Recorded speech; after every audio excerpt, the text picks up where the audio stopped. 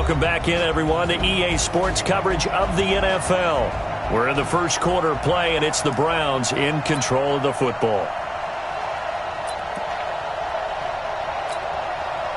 The Browns drive about to get started. They'll be looking to duplicate that first drive, the one that got them that 7-0 lead. Of course they would. And look, they're on the road. So getting the 7-0 lead was huge for them, right?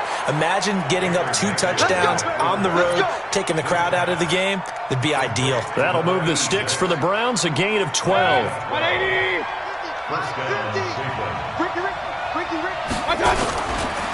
On first down, Tripp. 3 yards on the pickup there, and it'll be second down. They tried a quick hitter inside, but that one was swallowed up because what they're hoping, those big defensive linemen will take the bait and move laterally and open up a crease that they can run through. Didn't happen on that play. On 2nd and 7, Mayfield, and he's got the hook up to Landry. And they're going to have themselves another first down as the tackle's made at the Steelers' 19. He went in route there from the slot for the completion. Love how he runs his routes because it's all setting up your defender. Give him a little something one way, take it the other way. Head and shoulder fake. Sometimes you make one step to the outside, then break it inside. Really well run route. 12 more yards there and another first down.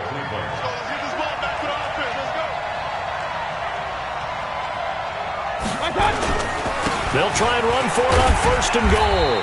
And a little bit of space there takes it inside the 5 to the 3. A pickup of 4 on first down. It'll be 2nd and goal. And, Brad, they went to a nickel defense, and that's a surprise this close to the goal line because ordinarily you use the back end of the end zone, the sidelines as extra defenders, and you want bigger people on the field to try and help against the run.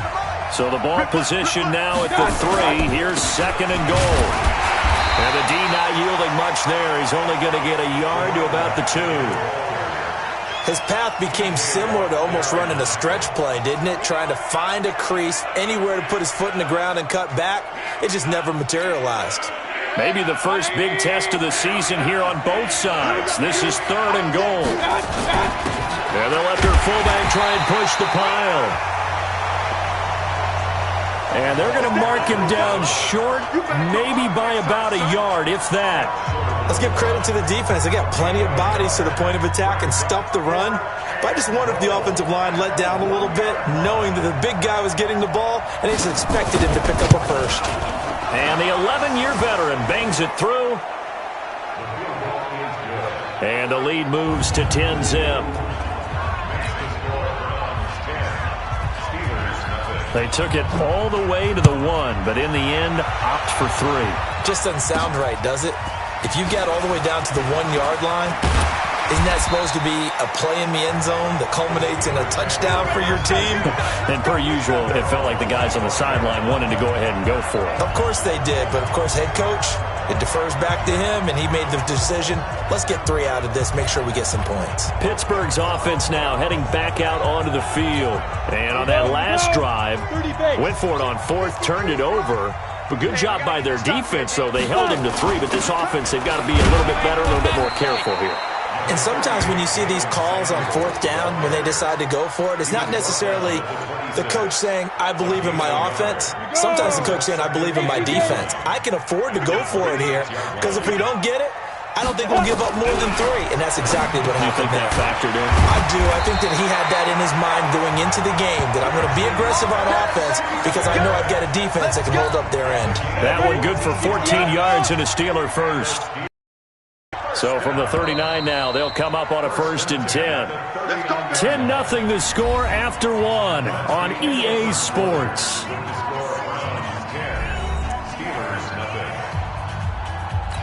Ready, set. 53, Mike. Watch the screen. Watch the screen. On 1st and 10 is counter. And the play goes nowhere. Losing yardage back near the 40 at the 39. It's a loss of a yard there, and it's 2nd down. I like the strategy. Extra tight ends, extra beef. They want to run the football, but that means they probably want to run it inside. If you get strung out on the perimeter, you're in peril. Yeah, we saw the result, negative yardage. Number 53, Mike 53. We got it. Harris looking to throw on second down. Open man completes it to Smith-Schuster. And they're going to have another first down as he's going to be tackled at the Browns' 45-yard line. It's a game of matchups, and that's why you take your receivers and move them around a bunch, especially your best guys. And when they work out of the slot, you often hear the coaches talk about how great it is because it gives you a two-way go. You can break out or you can break in. That makes it hard to defend. On first down, Connor plowing ahead for about 3. It'll be 2nd and 7. Give him 3 on first down. It'll set up a 2nd and 7. The last run got 3. Now here's 2nd and 7. On second down, Connor looking for space.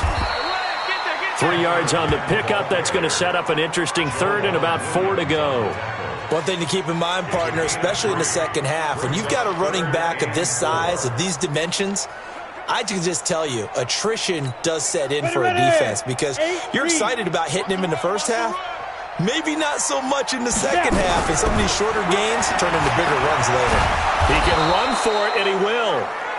Only able to get back a yard for his efforts, and that leads us to 4th down. And, partner, I would guess that in his headset he was hearing from his coach, it's 3rd down, don't take a sack. And in this case, he's able to avoid the pressure and get out of there. He doesn't get the first down, but he does turn a possible loss into positive yardage.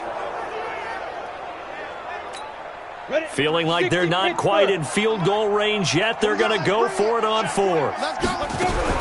Now Harris throwing on 4th down. This is Johnson. He's got it. And he's going to get this inside the 30. The Steeler first down on the pickup of 11 yards. This quarterback now 6 of 10 in this first half. He's got his guys a first down here. Back to throw. Harris, that's complete to his running back, Connor. 6 yards on the pickup, and it'll bring up a 2nd down. 6 yards was the pickup on the last completion, so here's 2nd and 4. 2nd and 4. And that is incomplete. A lot of force bearing down on him there. He could not hang on. It's 3rd down. So he can't hang on, and as I watch that unfold, I remembered an expression that I've heard, maybe from you, I don't know, but you're going to get hit anyways, might as well hold on to the ball. Well, you know a coach said that, right? Yeah. Not an actual player. Not a chance at all. Way easier said than done. Looking to throw. Harris. Open man, Smith-Schuster, it's complete. And he picks up the first down yardage as he takes it down to the 16. That'll be enough to keep the drive moving forward. Another first down on the pickup of 5 yards. And that one was a lot of fun right there because that was the game within the game. 3rd and short, blitz was on. What's the key for the quarterback? Get out of your hands in a hurry. And that was a quick little completion. Got the job done for a first down. And he'll take this one down near the 15. Just a yard on the pickup there, and it'll bring up a 2nd and 9. Well, we just saw a great example of what we talked about with his coach prior to the game. He's definitely one of the better linebackers at reading a play and flowing to make the stop before it turns into something big.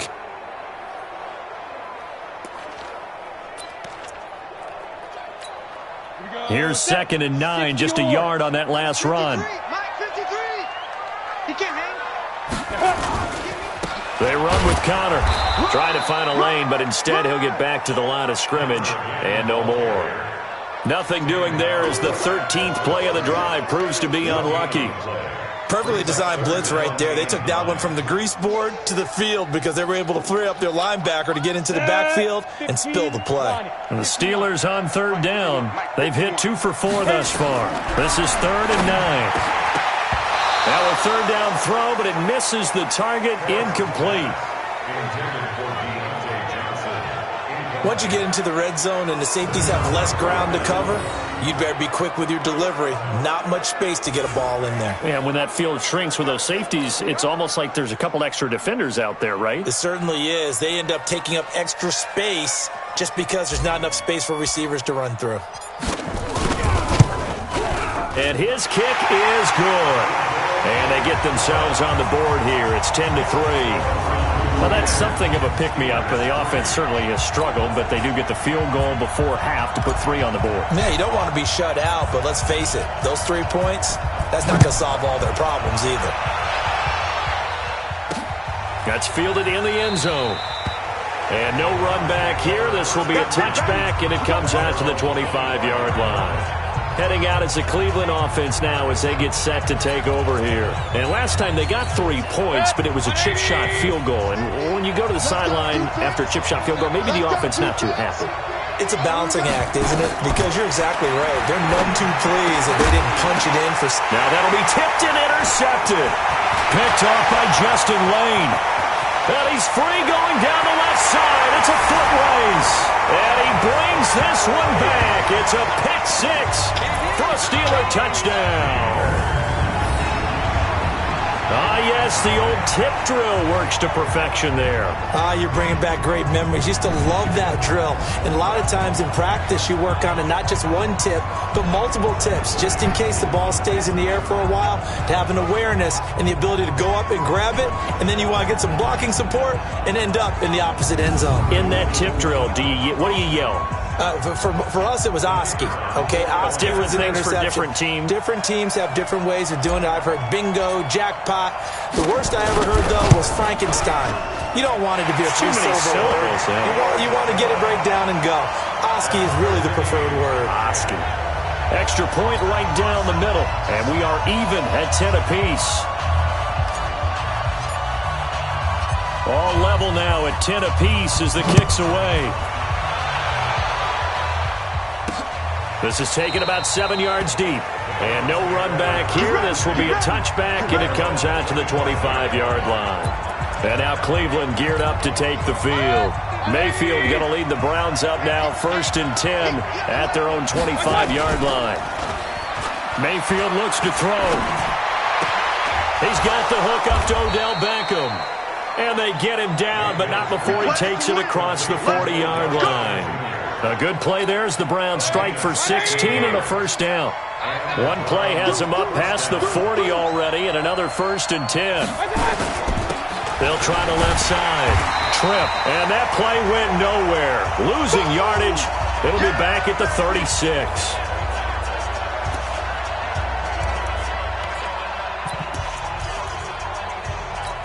A reminder coming up at halftime, it's the season debut of the coach, Jonathan Coachman, in Orlando, as we look ahead to all the action coming up this opening weekend. Of course, we'll also take a look back at this first half. It's caught by OBJ. 8 yards on the completion, but now they face third down. Here's Mayfield, firing quickly here, and that's complete. And he'll be taken down, but not before he works it past the 50. It's a gain of 10, and the Browns are going to get a... Got Njoku, his big tight end.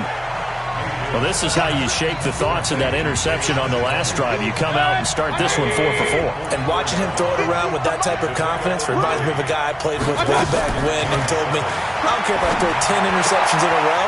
I'm going to stay confident, keep flinging it. I just figured there's something wrong with the football.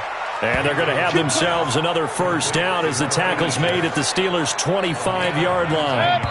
Now the Browns will use the first of their 3 timeouts as they'll stop it with just over a minute to go before halftime.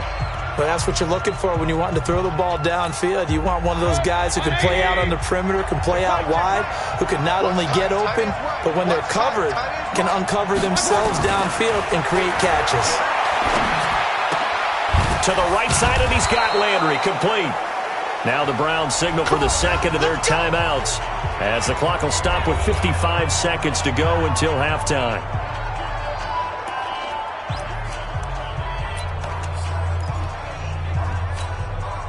Mayfield brings him up 1st and 10, and he's hit on all 6 of his throws on this drive. From the red zone now, they'll look to throw. And the tip there altered the ball flight, and it falls incomplete. It'll be 2nd down. You've always been very good about checking my math. Am I correct? That's the first time that it's been incomplete when they've thrown it to him? Yes, he had caught every other ball coming his way. So they feel like they've got something really good going there, and they're going to continue to go there until the defense makes an adjustment and takes it away. Well, they finally made an adjustment there. We'll see if they can build on that stop. That throw good for only a couple. It brings up 3rd down. Out of the huddle now for play number 9 on this drive. This is 3rd down and 8. Now Mayfield. Pressure comes, and down goes Baker Mayfield. Stephon Tuitt able to shake free and get home for the sack. The Browns will quickly use their third and final timeout as they stop it with 16 seconds to go in half number 1. And for the second time tonight, this field goal unit comes out here. This one from 35 yards away. And Zerline's kick is good. And they will take the lead at 13-10. Now the drive ends in just 3, but they'll take it. Looks like they'll head to the locker room, barring something unfortunate in front on the scoreboard. Yeah, they may not be jumping up and down and celebrating because they have the lead, but still, any little momentum in a game like this is important to a team, and they'll feel real good about going in and regrouping, knowing that they are out in front.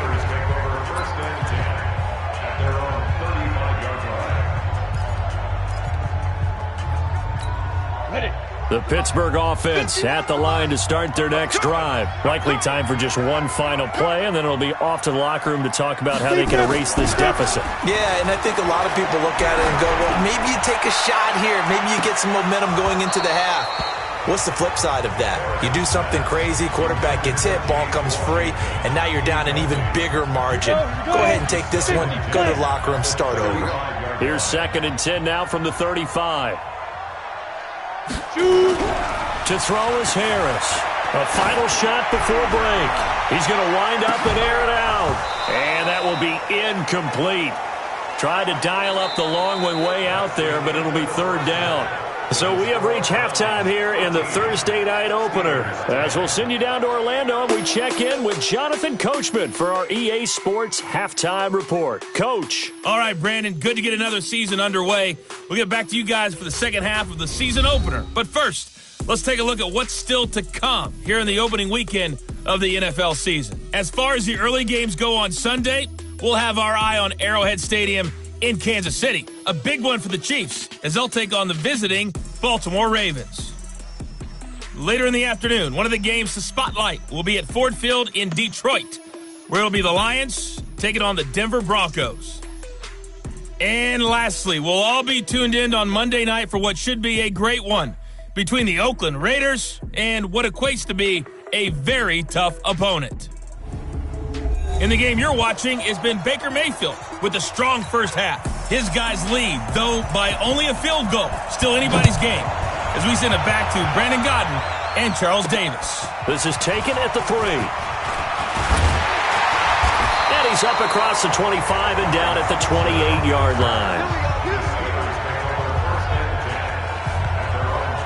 The Steeler offense now with a football first here to begin the 3rd quarter. They're close game, but they're going to need to do a little bit better probably here in half 2, no? I would agree with that totally.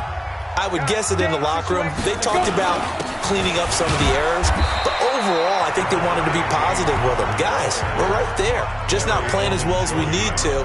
Let's pick it up, and we still have a chance to win this game. Yeah, they do. We'll see if they can pick it up. The last run got a couple. Here's 2nd and 8. Here's 2nd and 8. He rifles one that's intercepted. Picked up by the linebacker, Joe Schobert. And they'll take over inside the 45 at the 44-yard line. First possession of the 3rd quarter, an interception, so maybe a second-half tone setter. Indeed, and not the tone they wanted to set. That's the equivalent of running out the wrong door and running into your pool instead of running out onto the field. A real dud for that one. Has that happened to you before? No, but I've heard stories about teams actually doing that back in the good old days. And that's what this defense is going to need to do more in the second half. Good pressure that time, forces some indecision in the backfield. He's going to wind up being taken down for a nice loss. Well, the first play of the drive lost 4. Now they'll look to move it forward here on 2nd and 14. And he is met in his tracks behind the line of scrimmage. That'll be a loss of a yard, and it leads to a 3rd down. And plays like that are exactly what this defense needs here early in the second half to give it a little spark. I think what they talked about, maybe it's just a little inspirational speech. Who knows? But looks like they're ready to go.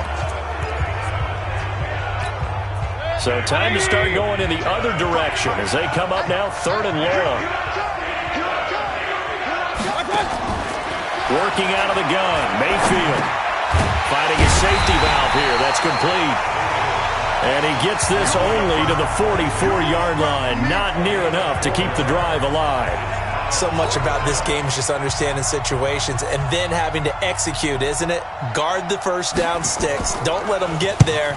And they rallied and made the tackle. And this will be out of bounds. Now it's a question of where they'll mark it. And they'll say it crosses at the 11-yard line. And Pittsburgh getting set to take the field. We have not seen much on offense from either side. These last few drives, it has been a struggle, hasn't it? Totally, and you're thinking to yourself right now, if you're on offense trying to get things figured out, okay, we self-scout every week in our game plan. How many things do we do at certain times? What are our tendencies? Time to go to some of those tendency breakers and try and create some offense. They always have those in their back pocket, don't they? You have to, and if you don't keep abreast of what you're doing, you lock into a rhythm and make it easy for the opposition. Looking for tendency breakers right now.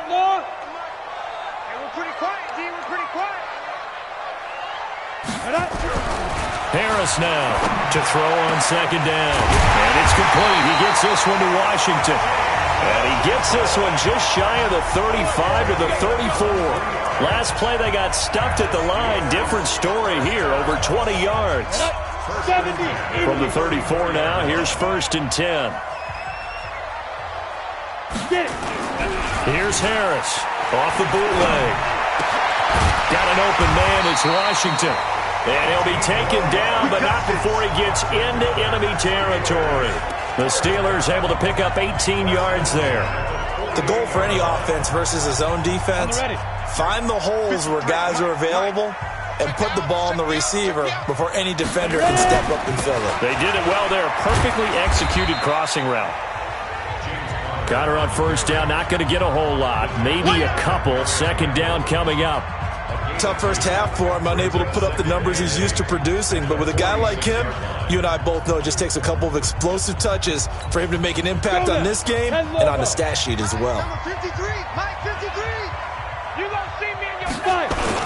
They stay on the ground. Here's Connor again. And they're able to swarm him behind the line, and his rough night continues. 3 yards on the pickup. That's going to set up an interesting 3rd and about 4 to go. I have to think a major focus of the halftime meetings had to be figuring out how to create space for the running game to get operating. Well, what you pointed out to me at half seems accurate. That line has struggled to sustain blocks. Yeah, I would agree with that totally. They've got to focus on staying on their double teams at the first level, make sure that block's secured before they slide off and try and chip someone at the second level.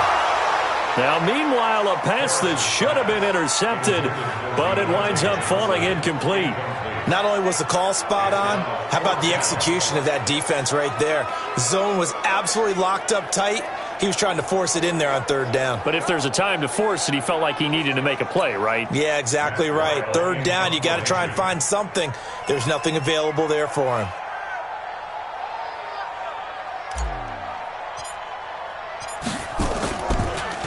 Yeah, this is away, and I don't think Landry will get a chance to return here.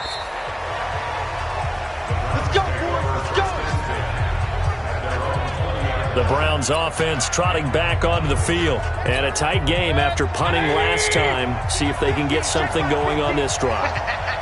As they head to the field now, with the game this close, you've got to feel there's a sense of urgency for them going on offense right now. But they have to do it without letting panic creep in and affect their play. There to stop him, Terrell Edmonds. After the pickup of 5, here's 2nd and 5.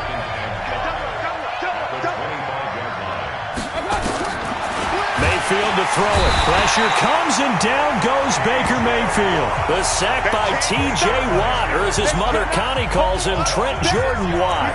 Now, we talk about players blitzing all the time. I often laugh and sometimes call it just straight-ahead pursuit. What a running start right back to the backfield for him.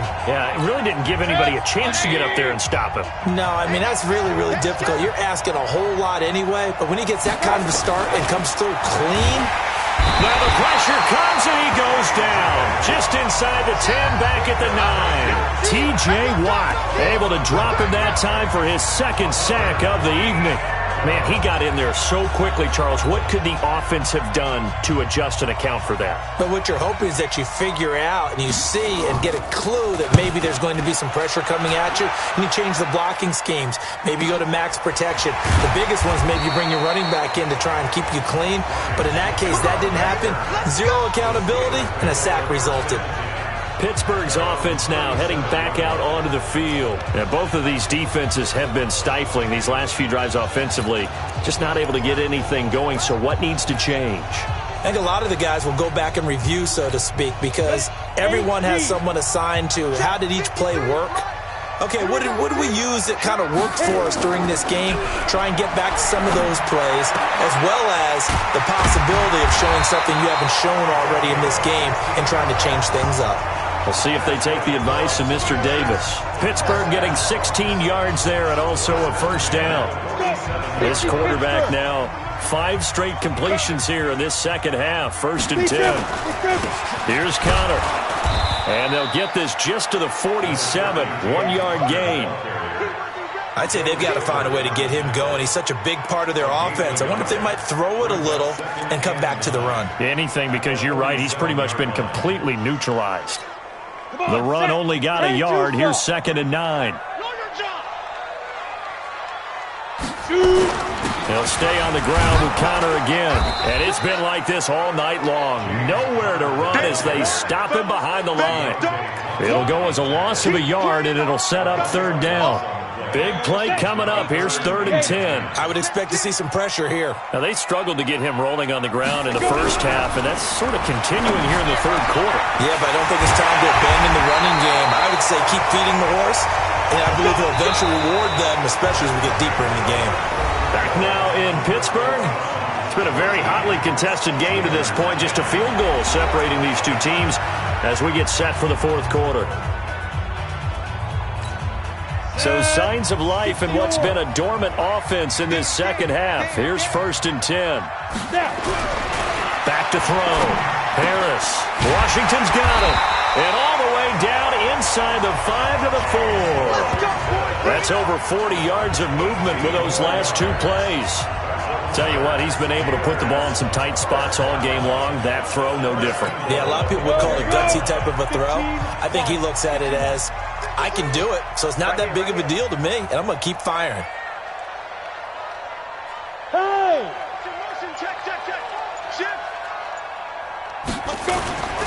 They'll run here with Connor.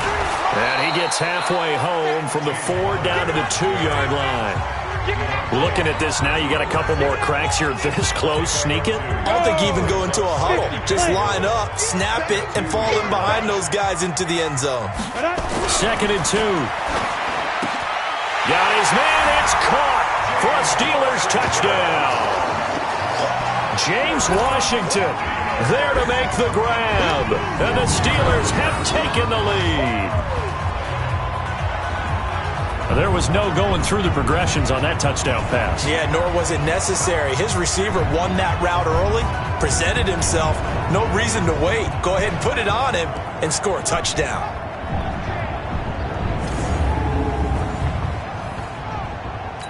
And a pause in the action because the booth, they see something that they want to take another peek at to find out if this was a touchdown or not.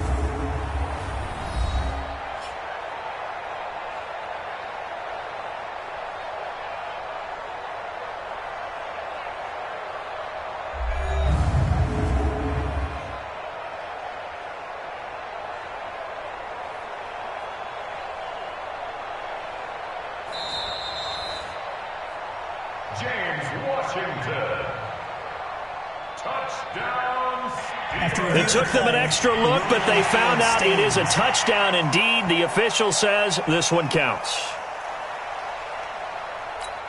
Extra point attempt to follow here.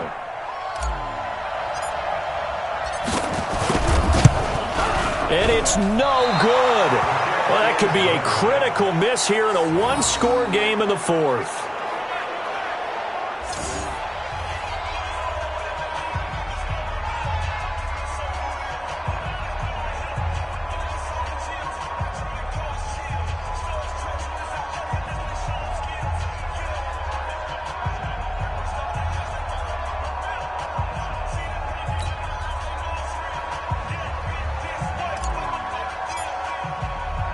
So with the missed PAT in his rearview mirror, he goes back out to kick this one off.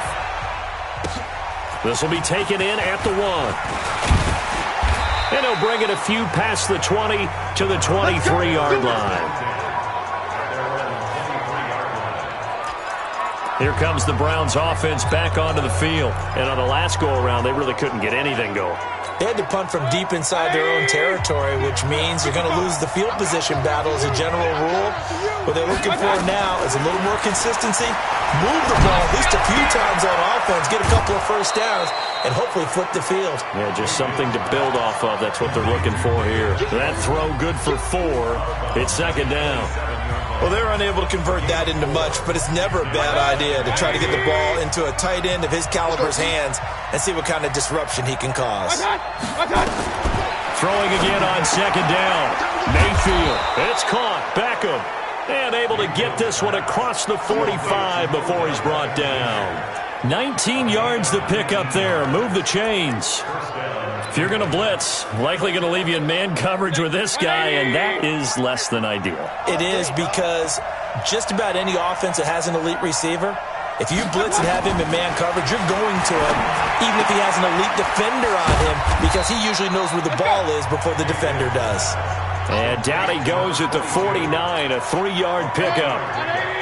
That first down completion only netted him 3. Second and 7. Mayfield with it once more. Blitz coming, and down he goes. The amount of sacks that they've absorbed in this game is absolutely extraordinary. Let's just face it. This offensive line, flat out, cannot handle this pass rush. It's been demonstrated time and time again. Mayfield in this Browns offense staring at a 3rd and long now after the sack. On 3rd down, Mayfield. And he's going to find his man out of the backfield. That's complete. And to the 46 he goes and no further, so he is well short of the first down marker. One thing I think that's safe to say defensively, the tackling's been really good. And because of that, it's been very, very hard for them to move the ball because you're not getting the benefits of run after catch. They're tackling him almost on the spot. That means you have to run extra plays, harder to move it. Let's go old school there. That's absolutely a great coffin corner punt. Someone's put some time in working on that, hasn't it? Seems like every year these guys get better and better. It's amazing how they can command that football through the air. Yeah, they used to actually practice with hula hoops where they place them and try and put them there. Now a lot of guys use barrels on the sidelines to try and put the football in one. Set, ready? 30 base. Come on, baby. Come on, let's go. Get it. They begin on the ground here with Connor. So he got free of 1 tackle but couldn't do a whole lot else. A gain of 3, second down. Brandon, you know how many times we've done games, and at the start of the 4th quarter, we see both teams hold up the 4 fingers, 4th quarter is ours. Well, how about this drive? You saw the 4 fingers for 4-minute offense, and this offensive line has really hunkered down and established themselves. Now, this is where they say, put the game on our shoulders, we'll lead the way, right? No doubt about it, and let me tell you, if you're a running back, all you want to do is get behind those big fellas, have a little vision, and find some space. And a solid way to do that on the first play of the drive there. One of the bigger plays in the game thus far. The crowd getting into it as we come up on a big 3rd down. Harris from the gun. He'll throw. Complete. It's Johnson. And he's brought down, but not before they get it across the 20-yard line. The Steeler first down on the pickup of 11 yards. Big hook up there. Forced to throw it on 3rd down. The connection's going to keep the drive alive and also keep the clock moving. Yeah, and from a defensive perspective, didn't get a sack, didn't knock the ball free, didn't break up the pass. The clock keeps running on you. You're in a dire situation now. Now a play fake here on first down. And they're able to get this one across the 35. That one good for 14 yards and a Steeler first. These guys are running offense like you drive. The pedal is down, stomped down. How about that? Back-to-back completions. They are rolling. So much for being conservative and running that football. They'll run on first down. It's Connor. The tackle made by the linebacker, Joe Schobert. Seems pretty obvious defensively a key was stopping the run game. How have they done it so successfully? To me, it seems that these guys really did a nice job of paying attention during the scouting report meeting. And you know, Brandon, when they do those, they talk about the top plays that these guys like to run. The best runs for the top running back, those are the ones you focus on and want to take away. And they've done that pretty successfully in this game. 3 points separating these two sides with 2 minutes left to go in the fourth. So the Steelers with the football as we get you reset. They've got a second down now as they search for a way to get this one to the finish line. 2nd and 9 now. Oh, he's got a man wide open, complete. So fresh out of the 2-minute warning, and here's another timeout taken with 1:55 remaining.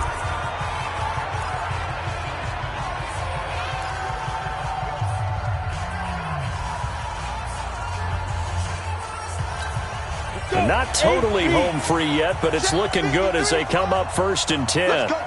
Big series right here. On the counter, it's Connor. Oh, no, he lost the football. And this is picked up by the Browns. The 30, the 20, 10, and in for the score. Are you kidding me? They return it, and they take the lead. And that is a tough pill to swallow. All they had to do, Charles, keep the ball, work this clock. The only way for the defense to win was to force the fumble. And they did. Took it the other way for a score. And now, if you're the offensive team, it will take a miracle, perhaps, to win this ball game.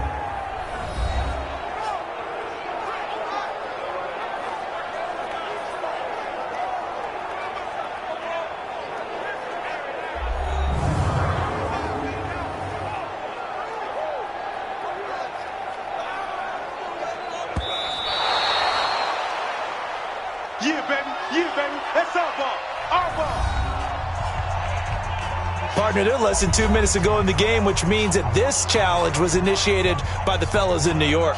And if you're the coach, you're thinking, thank you, New York. After review of the play, the ruling on the field is reversed. 2nd and 12, and you'd have to assume another all-out effort to stop the run is coming. Now Connor. And again, the run defense stout this time. He maybe gets back to the line of scrimmage, but no more.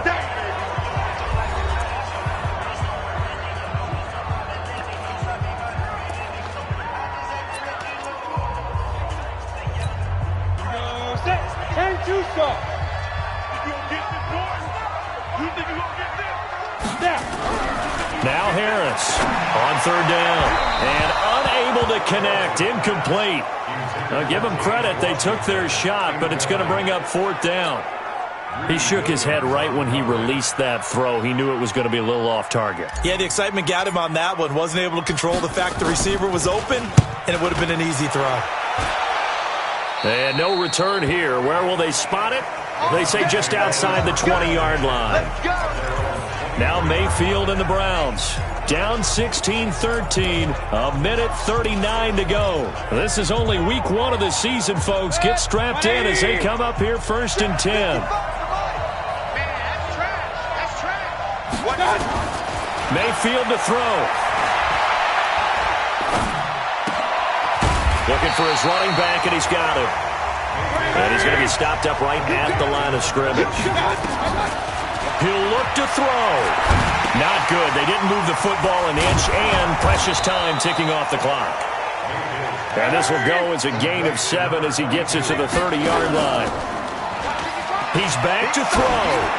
Nothing. And, a crusher there as it's intercepted. Picked off right around the 43. And they are going to set up shop at the 40-yard line. And that one, it's going to hurt big time. You're in the 2-minute drill trying to get your guys down the field, and it's looking like they're going to come up just short, as this is definitely not his best throw, and it'll wind up being intercepted.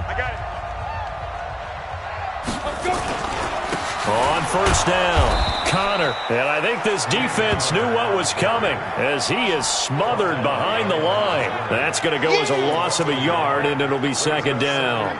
Charles, why didn't they just take the knee there? You're asking the question that I'm asking as well, because we've seen a lot of football where coaches decide maybe they get a little greedy. I don't know if they're doing it for stats or for what reason.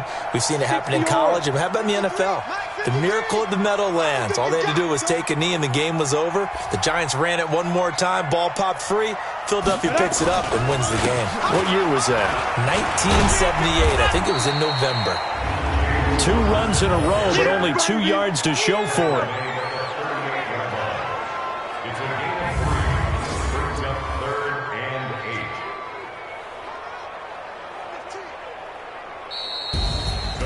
Well, my friend, for the players, it's good for them to get that first game under their belts. For you and I, that first Thursday night game, also good for us to get that under our belts, wasn't it? It was no longer preseason. We were into the regular season, the first game of the year.